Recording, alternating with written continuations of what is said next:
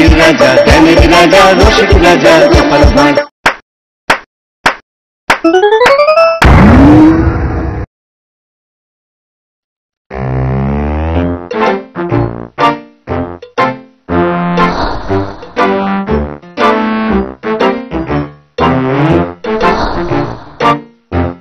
মন্ত্রী, কদিন ধরে আমি একটা কথা ভাবছি।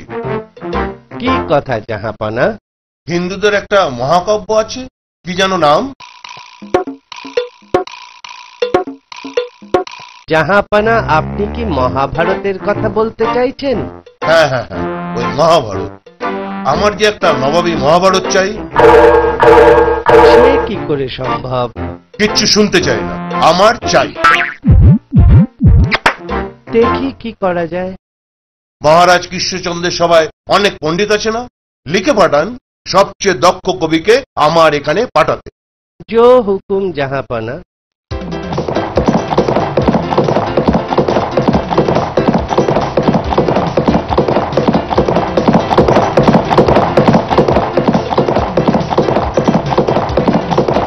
মহারাজ, নবাবের চিঠি এসেছে।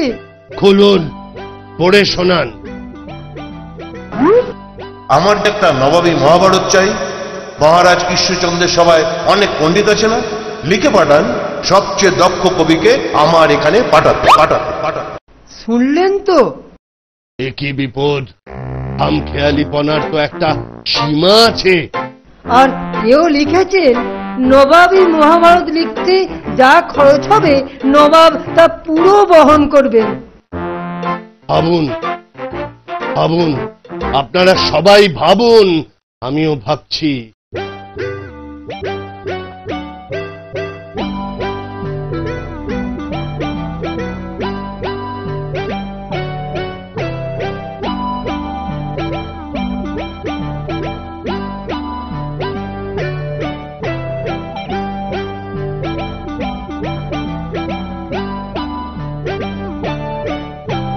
সভাকবি, সভাপণ্ডিত, উপায় একটা বার করুন। কিছুই বুঝতে পারছি না, নবাবের নামে কি করে মহাভারত হতে পারে? সভাসদগণ, কিছু উপায় হলো?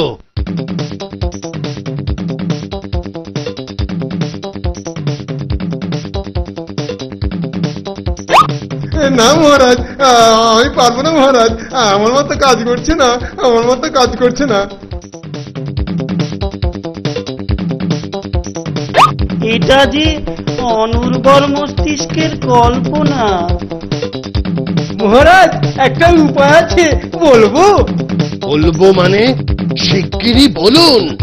মহারাজ, আপনি লিখে পাঠান যে কাব্য নবাব নিজে রচনা করবেন, সেই কাব্য একমাত্র নবাবী মহাভারত হতে পারে।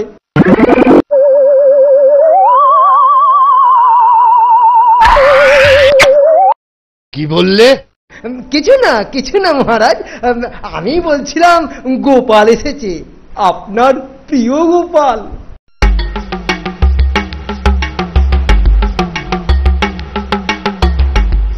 তুমি সভায় অনুপস্থিত কেন? মহারাজ, গঙ্গা স্নানে গিয়েছিল। কেন? কেন কেন? রাজসভা ছেড়ে গঙ্গা স্নানে কেন? শুনেছি নবাবের আদেশ, নবাবী মহাভারত লিখতে হবে, তাই নিজেকে শুদ্ধ করতে গিয়েছিলুম। গোটা একখানা মহাভারত লিখতে হবে বাপু। তুমি লোক হাসাতে পারো, কিন্তু মহাভারত লিখবে কোন বিদ্যে?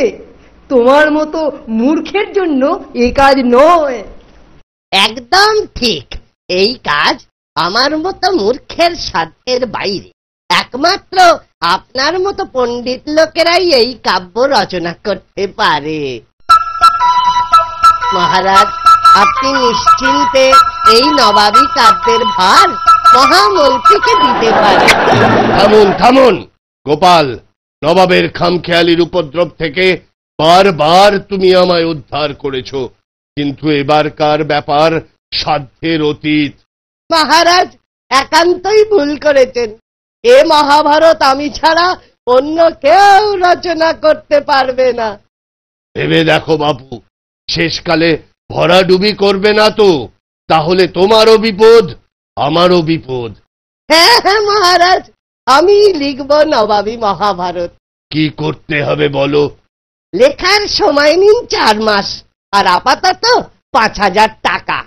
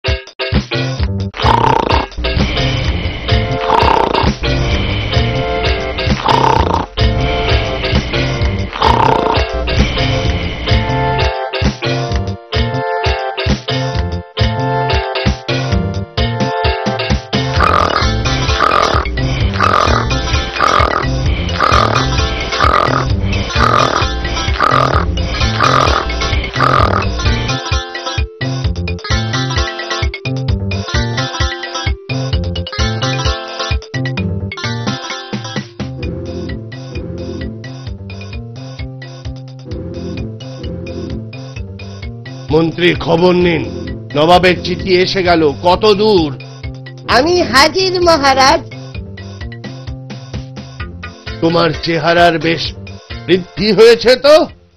আগে বসে কাজ করি তো, পরিশ্রম নেই, তাই আর কি। আর কতদিন? 4 মাস তো সবে হলো, আরো 2 মাস। দেখো, 2 মাসের মধ্যে শেষ করতে হবে। নবাবের কাছ থেকে আরো 1000 টাকা চেয়ে পাঠান। তা না হয় দিচ্ছি, কিন্তু দেখো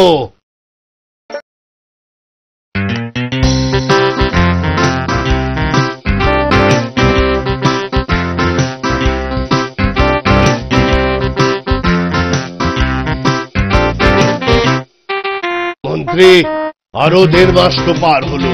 গোপাল কই? ওই ওই আসছে গোপাল। ওগুলো কি? 4টে বস্তা কেন?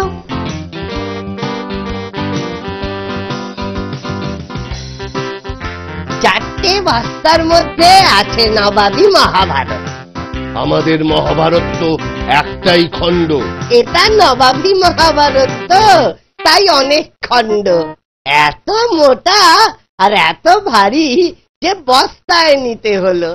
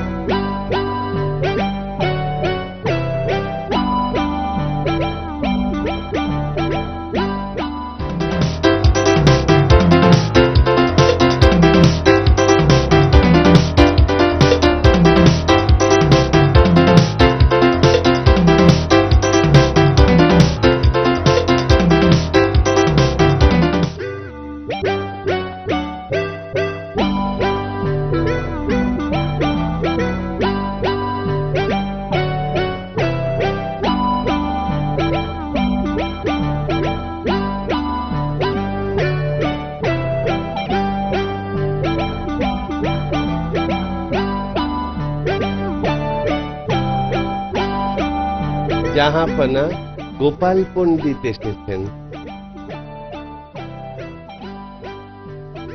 আমার মহাভারত শেষ? মাফ করবেন হুজুর, শেষ, তবে একটু বাকি। একটু বাকি? কেন? সেটুকু শেষ করতে আপনাকে কিছু জিজ্ঞেস করতে হবে। কি জিজ্ঞেস করবে? কিসের প্রশ্ন? প্রশ্নটা আপনার খুব নিজস্ব, উত্তর পেলেই লিখে দেব। ব্যাস, লেখাও শেষ, নবাবী মহাভারতও শেষ। ঠিক আছে ঠিক আছে, বলো কি তোমার প্রশ্ন? হুজুর, আমাদের মহাভারতে আছে যে দ্রৌপদীর 5 স্বামী ছিল। তাতে কি হলো? বলছি 5 স্বামী অর্থাৎ 5 খসম। আপনার বেগমের কটি খসম? সেটাই জিজ্ঞাসা। শুধু কয়টি নয়, নামও চাই, লিখতে হবে তো। তবা তবা, বলুন বলুন, শিগগির বলুন। আহমক, দূর হ। এই নিন নবাবী মহাভারত মহারাজ। নবাব বলেছেন ফেলে দিতে, ছিঁড়ে ফেলতে, কেন বললেন? শুনুন তাহলে, আমি বললুম মহাভারতে তো আছে দ্রৌপদীর 5 স্বামী, তাহলে বলুন আপনার বেগমের কটি স্বামী, অর্থাৎ কটি খাসাম? তুমি এ কথা জিজ্ঞেস করতে পারলে? আমাকে তো লিখতে হবে, ব্যাস। নবাব রেগে আগুন, বললেন চাই না, ফেলে দাও, ছিঁড়ে ফেলো, দূর হও। হা, হা, হা। তারপর তারপর দূর হয়ে এলুম, সঙ্গে নিয়ে এলুম 2000 টাকা পুরস্কার। মহামন্ত্রী, গোপালকে আরো 2000 টাকার পুরস্কারের ব্যবস্থা করুন। বলেছিলুম লিখতে, বুদ্ধি থাকলে বাজে কাগজেই হয়ে যায় নবাবী মহাভারত। যখন শক্ত জলে, যখন শক্ত জলে নরম ছোলা হাজার ফুটো গলে না, তখন তাকে ছাড়া চলে না রে, চলে না। সাবস্ক্রাইব করে দিন ভাই, আর বেলটা বাজাতেও ভুলবেন না, না হলে মজা মিস করবেন।